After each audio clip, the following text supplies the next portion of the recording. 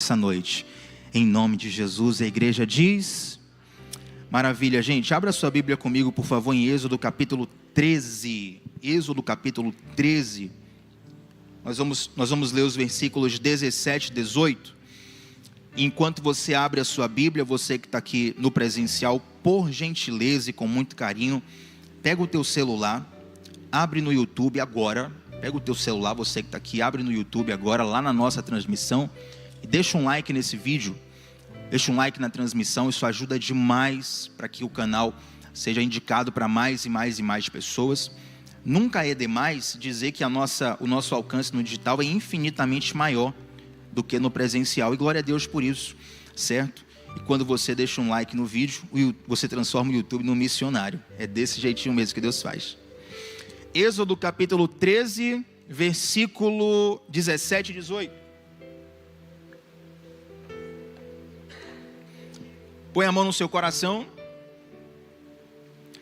Diga assim: Senhor, fala comigo nessa noite. Bom, agora eu sei que você disse apenas porque o pregador pediu e você quer repetir por educação.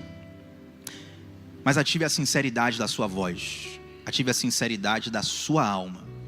E diga mais uma vez: Senhor, fala comigo nessa noite. Aleluia. Êxodo capítulo 13, verso 17 e 18, diz assim: quando por fim o faraó deixou o povo sair, Deus não os conduziu pela estrada principal que corta o território dos filisteus, embora fosse o caminho mais curto.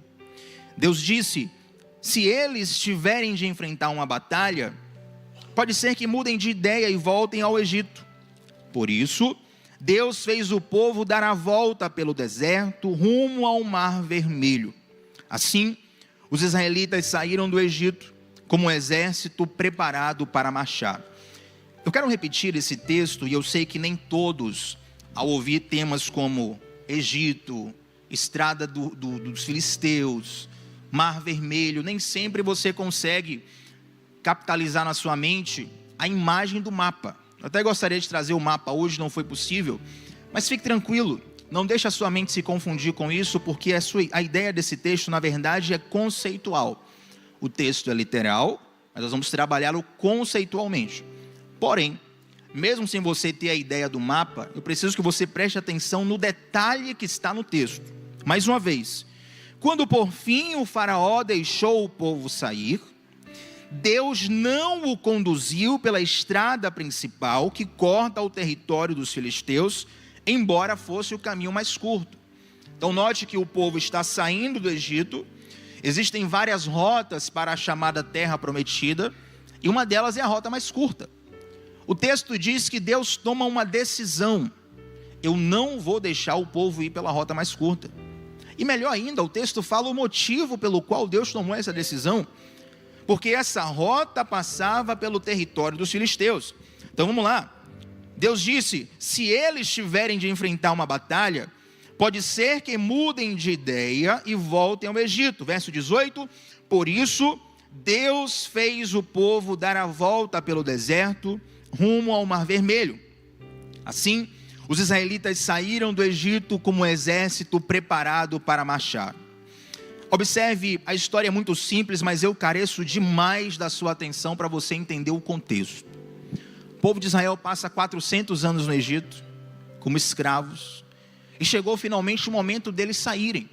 Todo mundo conhece a história, as 10 pragas, a praga dos primogênitos, que a gente comemorou na Páscoa, o episódio, e aí o povo sai do Egito. E entre o Egito e a terra prometida, existia, por exemplo, o deserto do Sinai, que é um grande território, um território muito extenso. E existiam várias rotas rumo à terra prometida. Uma delas, a rota mais curta, era uma rota que faria o povo de Deus, o povo de Israel, passar diretamente pela terra dos filisteus. Se vocês estudarem um pouco mais a teologia, a arqueologia e a geografia do lugar, vocês vão perceber que essa era uma rota comercial. Então, além de ser mais curta, era uma rota mais segura, já que as rotas comerciais normalmente tinha exército, tinha segurança reforçada, a fim de proteger as mercadorias, que afinal de contas era de grandes mercadores ou de reis. Quem está entendendo aqui? Então o povo poderia muito bem sair do Egito e ir por essa rota mais curta, mas Deus observa não apenas a geografia do lugar, Deus observa a geografia das nossas emoções. Deus olha a rota mais curta e Ele diz: bom, aqui é mais rápido, aqui é mais simples, aqui é mais fácil, mas se o povo for por aqui, eles vão bater de frente com os filisteus. Quando nós falamos de filisteus, rapidamente nós lembramos de Golias. Davi e Golias é uma guerra entre um israelita e um filisteu. Golias era um ser humano, sobre-humano, desculpe a palavra, mas além de Golias ser um gigante e essa história ter chamado a atenção de tantas pessoas ao decorrer dos tempos, os filisteus também eram muito habilidosos na arte da guerra e na fabricação de armas de guerra. Por exemplo, para você ter uma ideia, na época de Saul, Davi, Jonatas, os filisteus dominavam a manufatura do ferro. Então eles faziam as armas de ferro, e em Israel só Saul e Jonatas tinham arma de ferro, para você ter uma ideia. E quando um israelita tinha uma arma de ferro, era uma arma de ferro comprada pelos filisteus, entende? Então quando você vai para um filisteu comprar uma arma de ferro, por mais dinheiro que você dê ele nunca vai dar a melhor arma. Porque o israelita pode te pagar o maior dinheiro que for, mas se você der a melhor arma para ele pode te matar. Então, para cada espada maravilhosa, olha que espada linda de ferro, essa espada aqui você vai lutar todas as guerras. Os filisteus tinham espadas 10 vezes, 20 vezes, 30 vezes melhores. Então, era um povo muito bem preparado na arte da guerra e muito bem equipado. O povo de Deus, saindo do Egito, mais de 400 anos de escravidão, não tinha sequer preparo para poder lutar as guerras. Mas Tiago, então por que o povo de Deus teve tantas vitórias? Porque o Senhor dos exércitos ia à frente deles. O Senhor Deus, desde aquela época e ainda hoje, continua sendo a razão da nossa vitória. Agora eu gostaria que você pensasse com a mente de um israelita daquela época. Bom, eu estou saindo do Egito, eu estou indo em direção à terra prometida, e eu preciso ir pela rota mais curta, porque se faltar alimento eu morro. Se eu encontrar perigo, eu morro. Se eu passar alguma necessidade, eu vou morrer. Então, quanto mais rápido eu chegar na terra prometida, melhor. O povo nem sabia que passaria 40 anos no deserto. E observe que quem vê essa questão dos filisteus não é o povo, é Deus. Porque Deus vê coisas que nós não vemos. Deus vê nuances que nós não vemos. Deus vê situações que nós não vemos. E por causa disso, muitas vezes, a direção de Deus parece contraditória. Quantos aqui, vamos confessar, pelo menos uma vez na vida, você não orou pensando assim: eu acho que Deus não está entendendo direito o que está acontecendo. Deus, senta aqui, deixa eu te explicar melhor o que está acontecendo. Hein, Cris? Ah, meu Deus, eu falei uma vez para vocês não irem para o inferno, né? Mas no mínimo, nada, umas 15 vezes por mês, a gente tem essa sensação. Não, eu acho que Deus não entendeu direito. Senhor, deixa eu te explicar a situação. A questão aqui é o seguinte, ó. Está acontecendo isso. Você não está vendo, não vai fazer nada não. E a impressão que dá é que Deus não está olhando, observando a nossa causa. Só que Deus está vendo coisas lá na frente. E mais, Deus não conhece só as circunstâncias que a gente não conhece. Deus conhece o nosso coração de modo que nós não conhecemos. E eu te garanto, assim como qualquer israelita naquela época, hoje nós também escolheríamos o caminho mais curto. Aí talvez você esteja brigando comigo no seu coração, dizendo assim: não, Tiago, eu sou super crente, eu sou super espiritual, uau. Mas deixa eu te mostrar que você escolheria assim o caminho mais curto. Vamos fazer um teste aqui? Digamos que Deus tem uma bênção para você. E essa bênção é o seguinte: olha, tem gente querendo receber, seu glória, Senhor, teu filho, tua filha está pronto. Deus tem uma bênção. Essa bênção é o seguinte: Deus vai colocar na sua mão um Pix de 200 bilhões de dólares. Eita, teve gente que emocionou, falou. Recebe aí, Gabi, em nome de Jesus, pela fé. Agora é o seguinte, duas opções. Deus pode fazer o Pix agora. Ei, mistério. Ou você pode receber esse Pix daqui a 70 anos. Você escolheria o quê? Senhor, teu filho está prontinho. certíssimo. Eu sabia que todo esse tempo o Senhor estava me preparando para esse Pix. Não, Tiago, daqui a 70 anos é melhor. 70 anos, não vou nem estar vivo, você está louco, velho. 70 anos. Quem de nós aqui falaria assim ao Senhor? Olha, deixa eu continuar pegando meus 4 ônibus por dia, atrasando meu boleto, deixando de pagar o condomínio lá, desejando comer um japonês, mas sem ter dinheiro. Daqui a 70 anos você me faz. Algum de nós faria isso, gente? Porque a gente quer sempre o caminho mais curto. E a gente ainda brigar com Deus. Não, Deus, eu te garanto, eu nunca vou me desviar da sua presença. Não vou pecar nunca mais na história do universo.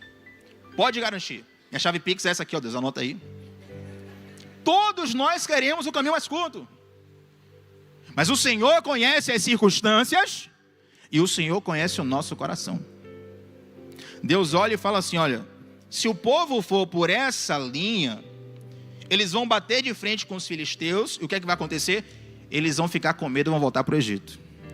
Deus estava tão certo, bom, eu não preciso dizer isso, né? Mas só para explicar a você, Deus estava tão certo, que quando o povo foi pelo lugar que Deus mandou, lá na frente, o povo falou assim, ó, ah, que saudade das cebolas do Egito. Quem dera nós pudéssemos voltar para sermos escravos no Egito.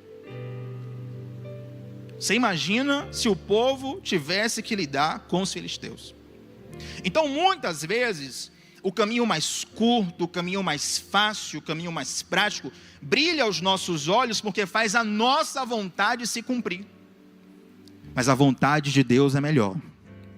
O tempo de Deus é melhor. E a forma de Deus é melhor.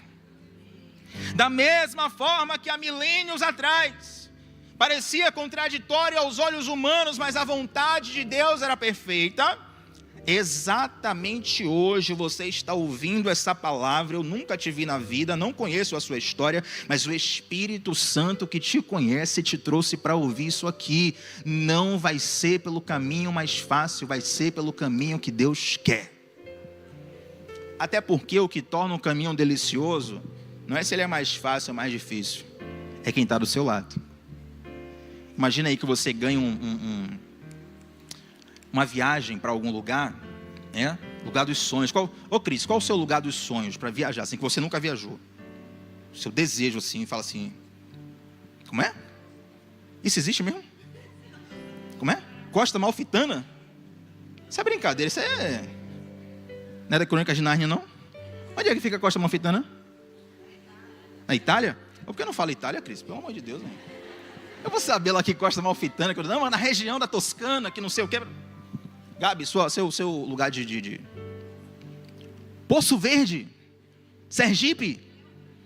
Não, um lugar que você nunca foi, Gabi.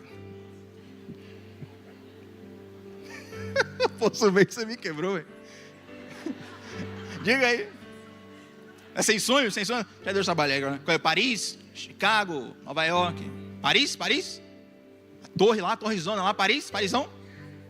Jamile, cidade dos sonhos. Tempo. O Raul pergunta. Meu Deus, está beijando perder a bênção. E Dudu? Londres? Rapaz, o pessoal aqui tá chique, viu? Costas Amalfitanas, Londres e Poço Verde, glória a Deus. Aí digamos aqui, vamos, a igreja vai fazer, vamos juntar aqui e fazer aqui a viagem dos sonhos de Gabi para Poço Verde. Tudo pago. Melhor pousada de Poço Verde, melhor buchada de bode de Poço Verde, melhor traslado, né? De lá para cá, de cá para lá. Tal. Tem aeroporto em Poço Verde, não tem ônibus, nem carro, sei lá, moto. Vai de moto para Poço Verde. Tudo perfeito lá. Aí chegou lá, graças a Poço Verde, eu brinco com o Gabi, sempre é a terra do meu pai, né? E lá é um lugar, eu já fui lá quando pequeno, é um lugar assim bastante maravilhoso, mas maravilhoso, era o que era o que eu ia falar mesmo, Gabi. O lugar, você tirou a palavra da minha boca, um lugar maravilhoso. Seu José Volta, meu pai, beijo no coração. Mas imagine que você recebe a viagem dos seus sonhos com tudo pago. Tem um porém. Você vai para essa viagem com a pessoa mais chata que você conhece no mundo. Pensa aí, quem é a pessoa mais chata que você conhece no mundo, Júlio? Não precisa falar. Só pensa. Mentalizou, calma. Manda um zap para a pessoa agora, fala assim, estou aqui na palavra, na pregação, lembrei de você. pessoa vem assistir e vai receber a rebordosa. Imagine, a viagem vira uma tragédia. Porque tem pessoas que estragam. É ou não é, irmãos? Tem gente que estraga a viagem. Agora, às vezes você vai para um lugar que não é nem um lugar dos seus sonhos. É um lugar que você nem queria ir. Ô, Thiago, eu fiz essa viagem, eu fui para esse passeio, eu nem queria ir. Mas eu fui porque eu queria estar com o fulano de tal. Um pai, uma mãe, um amigo, um filho, a esposa, uma pessoa querida. Eu queria. E aí a viagem se torna maravilhosa porque a pessoa está do seu lado. Quem está entendendo isso aqui? Meu irmão, o que faz o caminho ser maravilhoso não é a facilidade dele, é quem está com você. Se Deus está contigo, vai por onde Ele te mandar. E é interessante que o povo passa essa fase de deserto. E deserto é interessante, porque deserto, a gente tem uma perspectiva errada de deserto. Primeiro de tudo, quando eu li essa palavra a primeira vez, Deus ministrou ao meu coração o seguinte: filho, essa é a parte mais desafiadora de viver uma promessa. Porque existem duas delícias na promessa. Quando você recebe ela, recebe a informação dela, quando ela se cumpre, né? Se eu chegar para você aqui e falar assim, ó, Deus está te prometendo tal e tal e tal coisa, você se delicia no coração, né? Você se sente amado por Deus, se sente feliz. Recebeu uma profecia, recebeu uma promessa. Mas tem a declaração da promessa e tem um cumprimento da promessa. E entre essas duas coisas tem um hiato que se chama deserto. E aqui é onde normalmente a gente estraga tudo. Por isso que a gente precisa aprender sobre deserto. Deserto, culturalmente, tem um significado ruim para muitos de nós. Se você chegar para uma pessoa e falar assim, ei meu irmão, como é que você está? Poxa, velho, estou passando por um deserto aí. O que a pessoa quer dizer? Algo ruim, né? Um deserto de ideias na minha empresa. Algo ruim. Rapaz, minha vida financeira está um deserto. É sempre algo acerca de escassez, de solidão, de uma fase ruim. Só que quando você vai perceber o significado da palavra deserto no original, transliterando significa lugar de ouvir a voz de Deus. Sabia disso? Deserto é lugar de ouvir a voz de Deus. Muitos de nós achamos que deserto é punição. Irmão Tiago, revela para mim na palavra o que foi que eu errei para vir para esse deserto, porque eu preciso consertar. Não. Você não errou nada, não. Eu te provo na Bíblia. Jesus errou alguma coisa? Sim ou não? Jesus pecou, gente? Jesus falhou? Jesus precisava tratar algum desvio de caráter? Não, Jesus é mentiroso, vamos passar um deserto aqui para deixar de mentir. Não, claro que não. Mas quando ele começa o ministério público dele aos 30 anos, a Bíblia fala que ele é batizado por João Batista e imediatamente depois o Espírito de Deus o conduz ao... Primeira coisa, Deus prefere formar o coração do que acelerar o destino. A nossa alma acelerar o destino. Rapaz, tem que ser agora urgente, tudo ao mesmo tempo já. Semana de Arte Moderna de 1922. Tudo ao mesmo tempo já. Eu quero. É o exemplo do Pix. Ó, tem um Pix aqui para agora e para 70 anos. Não, agora, pelo amor de Deus, eu estou precisando, é urgente. A bênção de Deus, eu quero agora. Só que quando você não tem estrutura para receber a bênção, você estraga a bênção. Eu botei no Google certa vez o seguinte: quanto que uma pessoa bebe de água durante toda a vida? Então o Google me deu uma média. Eu sei que isso aqui não vai se encaixar na vida de todos, mas a média e o cálculo que ele fez foi o seguinte: se um ser humano beber 2 litros de água por dia, durante 365 dias e 75 anos, essa pessoa vai beber mais de 54 mil litros de água por dia. Vamos fechar aqui em 50 mil. 50 mil litros de água é o que um ser humano comum bebe durante toda a sua vida. Agora, você consegue beber 100 litros de água num dia só? Se você tomar isso, você vai morrer. Na vida, você bebe 50 mil. Num dia você não consegue beber 100. Se Deus te der de vez tudo o que você quer, você vai morrer. Então aquilo que é o não de Deus, que você acha que Deus não gosta de você, que você acha que Deus está te punindo, que você acha que Deus está te machucando, que você acha que Deus está isso, Deus está aquilo, Deus está provando o amor dele por você, porque ele não quer te destruir, ele tem algo melhor para você.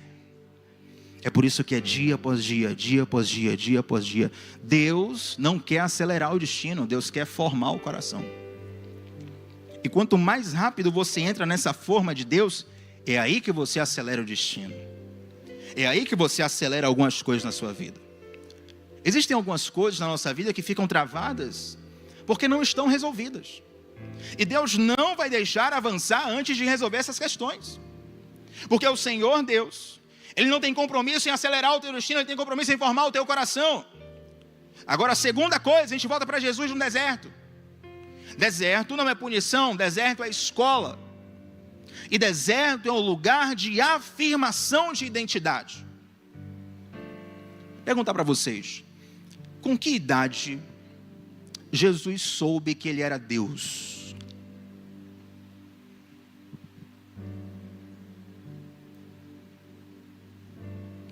Você acha que Jesus com 1 ano de idade, Maria, né? Limpa a fralda aí, porque você sabe, eu sou Deus, né? Se não limpar aí, vou descer o cajado, hein? Vou punir. Não. Jesus foi um ser humano normal. Limitado pela humanidade normal. Jesus sentiu fome, sentiu sede. Sentiu a vontade de ir no banheiro, sentiu cansaço, sentiu irritação. Sentiu tristeza. Sentiu uma angústia do nível de morte. Jesus falou, a minha alma está angustiada até a morte. Jesus foi traído. Solidão, sabe? Tudo. Com que idade Jesus soube que Ele era Deus? Bom, isso aqui é uma discussão muito longa, arrasta para cima, mas eu gostaria que você soubesse que Deus não apareceu num quarto para Jesus dizendo assim, olha, você é o Filho de Deus e a partir de hoje eu vou te ungir, receba. Ou Jesus também não foi uma criança superdotada que com 6 meses de idade dominava todas as leis do universo. Jesus cresceu ouvindo os seus pais falando que Ele era o Filho de Deus. Jesus cresceu ouvindo a história de Maria contando, olha meu filho, quando eu estava grávida de você, um anjo veio no meu quarto e falou, você está grávida do Espírito Santo. E você, o seu filho, vai ser o Filho de Deus, Salvador da humanidade.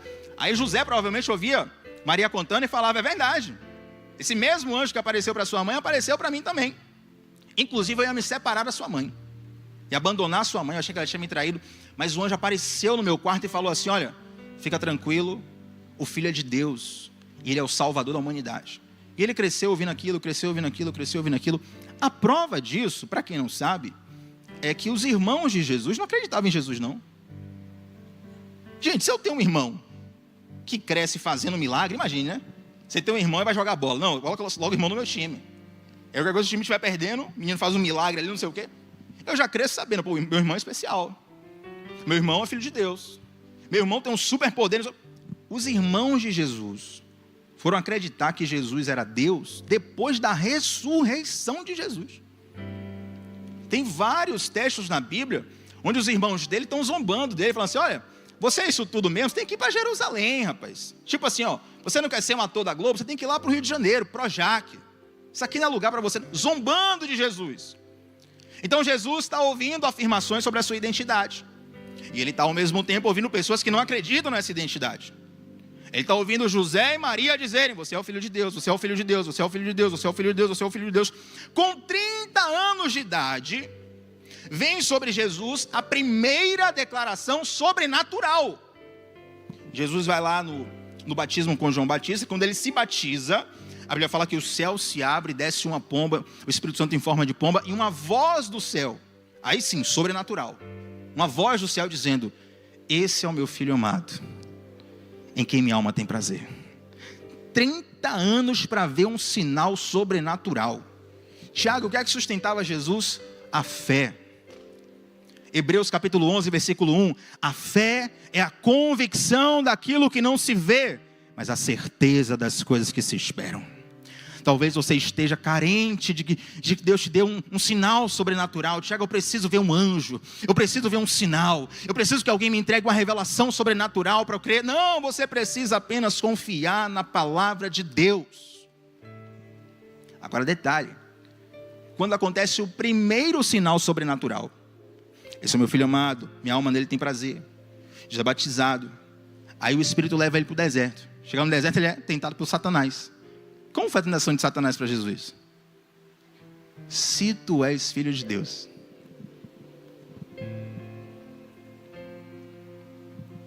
Deserto é lugar de firmar identidade.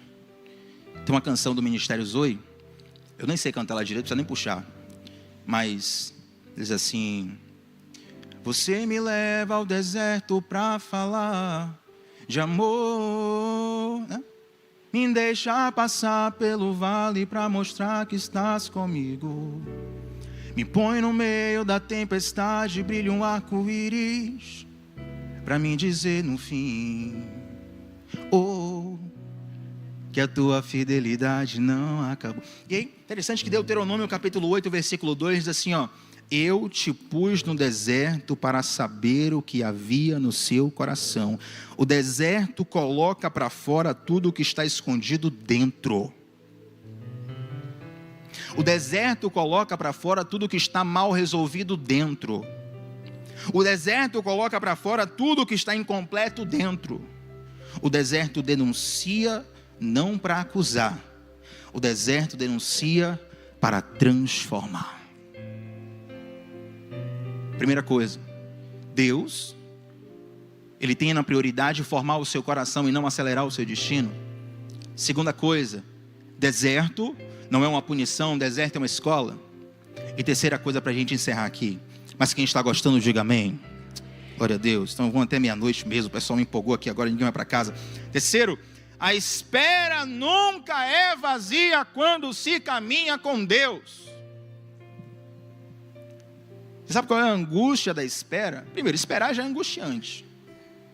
Já é meio contrassenso, que a gente quer no nosso tempo. Mas pior que a espera, o que mata na verdade não é a espera. O que mata é a incerteza. Às vezes eu fui no médico, marquei com o médico 2 horas da tarde, 4h30 lá, o médico não tinha chegado. Só acontece comigo, graças a Deus. Médico nenhum faz isso, só comigo que aconteceu. É 4h30. E aí, moço, ele vem ou não vem? Pô, estou tentando falar com ele, não sei. Pô, eu não sei se eu espero, se eu volto para casa. Não sei se, sabe? Eu estou esperando e estou angustiado porque eu não sei se vai acontecer. Então, a espera sem fé, a espera sem convicção, isso tortura o seu coração. O problema não era passar pelo deserto. O problema é a incerteza do que vai acontecer. Quando Deus fala aqui em Êxodo 13:17, fala assim, ó: eu não vou deixar eles irem pela rota dos filisteus, vou colocar por outra rota. O texto falou, a gente acabou de ler, que Deus coloca o povo na rota do Mar Vermelho. Gente, a rota do Mar Vermelho é a rota do impossível. A rota do Mar Vermelho é a rota do impossível. Tem duas escadas aqui nesse palco, uma de cada lado. Então, se eu quiser descer, eu posso descer aqui, posso descer ali, posso descer por aqui também. Mas aqui, digamos, é um pouco mais perigoso. Está todo mundo comigo aí? Digamos que isso aqui seja o Mar Vermelho. Aí eu estou aqui para descer aqui para cá. Aí Deus fala assim: não, Tiago, você vai por outro lado. Ah, então eu vou para cá, Jesus. Não, Tiago, você vai por outro lado. Você vai por aqui. Ué, quando o povo está na frente do Mar Vermelho, o exército egípcio cerca o povo. Por quê? Eles colocaram o povo contra a parede. Não, Tiago, mas o povo passou pelo Mar Vermelho, porque houve um milagre. Pelos olhos carnais, o Mar Vermelho era um impedimento. Deus tem, Senhor, te amo demais, coraçãozinho de dorama para ti, mas me ajuda a pregar. Deus tem esse mau costume de colocar a gente no lugar mais difícil. É impressionante. Já fica assim, já estava até esperando. O caráter dele não é brincadeira, é um negócio. Mas que é o senso de humor dele. Ele coloca a gente no lugar mais difícil. Porque na verdade o lugar é difícil para a gente, não é para ele.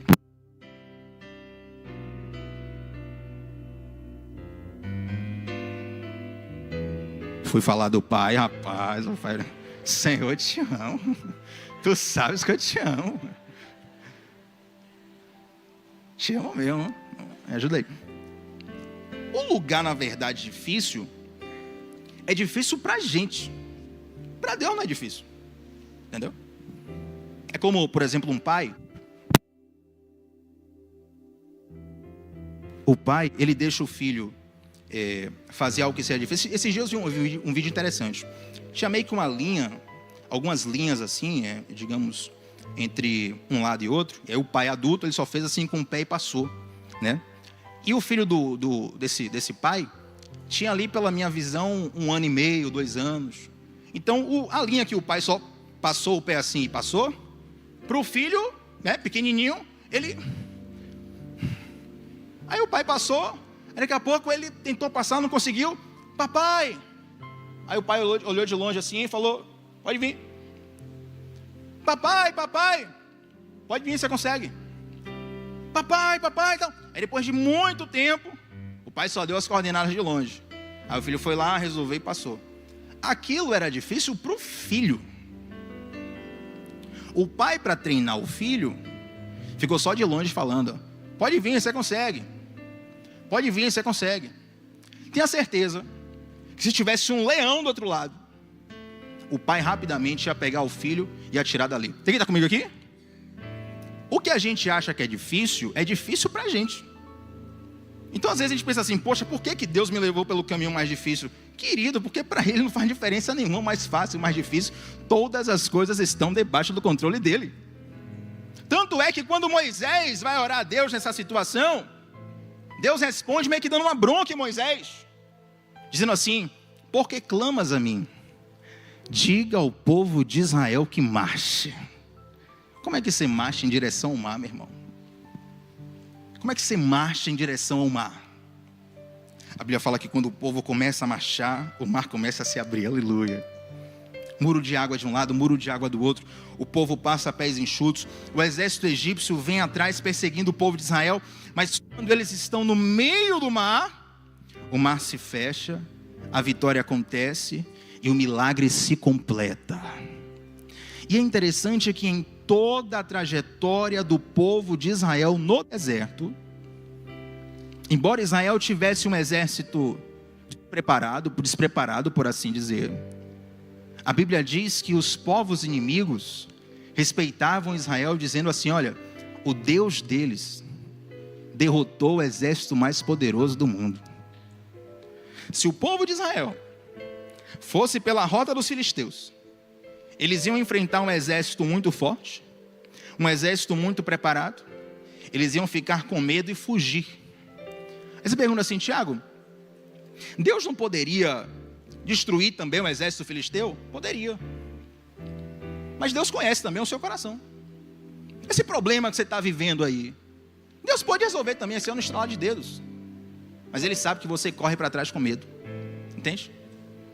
Então Deus coloca você num caminho que parece que é o errado, que parece que é o mais difícil, que parece que é o mais complicado. Mas o tamanho da dificuldade também vai ser o tamanho do milagre que você vai viver. A direção de Deus é perfeita, mesmo que não pareça aos seus olhos físicos.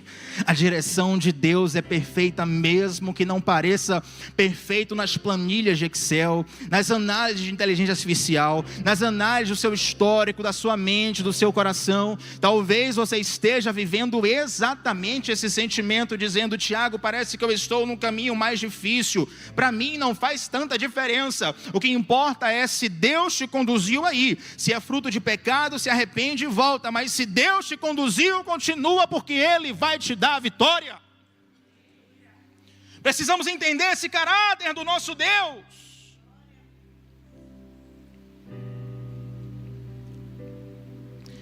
Para que não matemos a promessa no tempo de espera. Para que não deixemos de desfrutar do que Deus tem para nós, entre a declaração da promessa e o cumprimento da promessa. Até porque o mesmo Deus que declarou a promessa e o mesmo Deus que vai fazer cumprir a promessa é o Deus que quer te ensinar a viver o tempo de espera. E para encerrar, eu já quero chamar o Ministério de Louvor aqui à frente. O Salmo 40, o Salmo de Davi, fala assim: esperei com paciência no Senhor, nos salmos mais conhecidos. E é interessante que esse esperei com paciência no Senhor, no original, na transliteração mesmo, seria assim, ó: esperando, esperei. Quando a gente fala esperando, esperei, no português, é meio que redundância, é errado. Mas na língua original, no hebraico, essa redundância, na verdade, é reforço, né? É como se falar assim, ó, te amando, te amei. É um reforço, eu amei muito você. Esperando, esperei, então eu esperei muito, esperei. Mas é interessante que quando vai para o português, esperei com paciência, isso nos dá uma direção muito forte. Porque algumas pessoas esperam com ansiedade, outros esperam com murmuração, outros esperam completamente distante da vontade de Deus. Existe uma forma certa de esperar, existe uma forma certa de viver. Sabe por quê? Porque o deserto, ele está te moldando para que você tenha a estrutura para viver o extraordinário de Deus. O deserto, ele está te preparando para que você tenha história com Deus. O deserto, ele está te preparando para você viver coisas futuras que você não imagina. E mais, o deserto não está só te preparando, o deserto já é o cumprimento de muitas coisas de Deus na sua vida. Porque quando o povo de Israel sai do Egito e vai para o deserto e murmura dizendo assim, olha, nós queremos voltar para o Egito, lá para as cebolas do Egito, eles se esqueceram que Deus livrou eles de 400 anos de escravidão. Quem fala assim que está com saudade das cebolas do Egito, são pessoas que saíram do Egito, mas o Egito não saiu deles. Não teve povo que viveu mais milagre do que o povo de Deus no deserto. Não teve povo que viu mais o sobrenatural do que o povo de Deus no deserto. E muitas pessoas, infelizmente, morreram no deserto, porque buscaram milagres, e esqueceram de se relacionar com Deus do milagre. Você está tão focado em pedir para que Deus resolva o seu problema, que você está desperdiçando a oportunidade de desfrutar do coração do Deus que está contigo em todo o tempo. O Deus que já te tirou lá do Egito, o Deus que está te sustentando no deserto, o Deus que te sustentou ontem, o Deus que te sustenta hoje, o Deus que vai te sustentar amanhã, o Deus que já fez tantas coisas na sua vida, e te trouxe aqui para você entender que deserto, na verdade, é uma plataforma para que a glória de Deus se manifeste na sua vida.